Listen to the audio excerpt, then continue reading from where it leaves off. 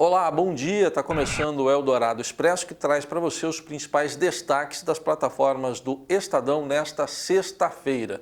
E o dia começa com uma ampla repercussão sobre a aprovação do texto base da reforma da Previdência na Comissão Especial da Câmara dos Deputados, que tratou do assunto, as várias emendas, em sua maioria, rejeitadas, e agora a questão vai para o plenário da Câmara dos Deputados, ainda sob forte pressão de algumas entidades que buscam manter alguns benefícios para algumas corporações, como, por exemplo, policiais, que acabaram sendo retirados naquela tentativa de suavizar a proposta em relação a eles. No plenário, a expectativa é de votação já na semana que vem, em primeira votação, mas tem que haver ainda uma segunda, 308 votos no mínimo em cada uma dessas votações para que a reforma da Previdência seja aprovada na Câmara e siga para o Senado.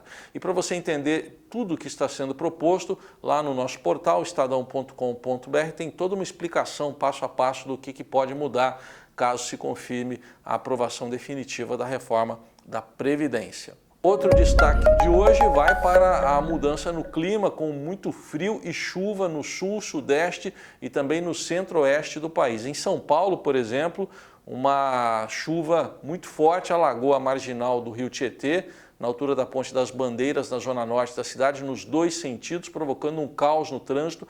O rodízio de veículos foi inclusive suspenso na manhã desta sexta-feira na cidade de São Paulo. Mas o frio também chegou, além do sudeste, também chegou ao sul, principalmente ao sul e até ao centro-oeste, ao Mato Grosso do Sul. E outra consequência do frio é o nosso terceiro destaque, o aumento do número de pessoas que morreram no país por causa de casos de gripe. Já são 339 mortes entre janeiro e o dia 28 de junho, de acordo com dados do Ministério da Saúde. E esse aumento se intensificou com a chegada do inverno agora nessas últimas semanas, especialmente nos estados de Paraná, São Paulo, Rio de Janeiro e também Amazonas. E há uma preocupação das autoridades em relação a esses próximos meses também. Outro destaque que a gente traz, desdobramentos do caso Marielle Franco. A gente tem divulgado aqui nesses últimos dias como é que estão as investigações e agora a Marinha está fazendo buscas numa área conhecida como Ilhas Tijucas, na zona oeste do Rio de Janeiro, onde um homem teria jogado armas em março deste ano e há uma suspeita de que essas armas tenham sido utilizadas na execução da vereadora Marielle Franco e também do motorista dela, Anderson Gomes. E agora há informações de que objetos foram detectados no fundo do mar. Ainda não se sabe exatamente quais são eles, mas as buscas continuam. A gente destaca também no esporte a Copa América, preparativos para a final entre Brasil e Peru domingo no Maracanã. O repórter Ciro Campos está acompanhando tudo de perto na preparação da seleção brasileira lá em Teresópolis, na região serrana do Rio de Janeiro.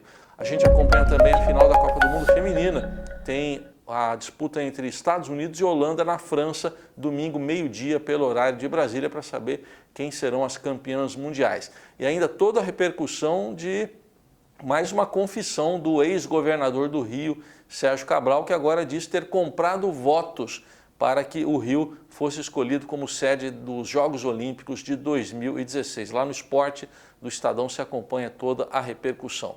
E nos destaques culturais a gente traz um amplo levantamento feito pelo Caderno 2 do Estadão sobre o que aconteceu com projetos culturais que foram afetados pela retirada de patrocínio da Petrobras. Em fevereiro, quando isso foi anunciado pela empresa, 11 projetos seriam diretamente afetados, mas esse levantamento da nossa reportagem mostra que pelo menos 8 deles vão conseguir sobreviver, alguns deles até com a ajuda de fãs, que fizeram vaquinhas virtuais, caso do Anima Mundi. Você acompanha lá no Caderno 2 essa reportagem com muitos detalhes. Bom, estes então os principais destaques desta sexta-feira que você acompanha nas plataformas do Estadão. Um ótimo fim de semana para você e até segunda.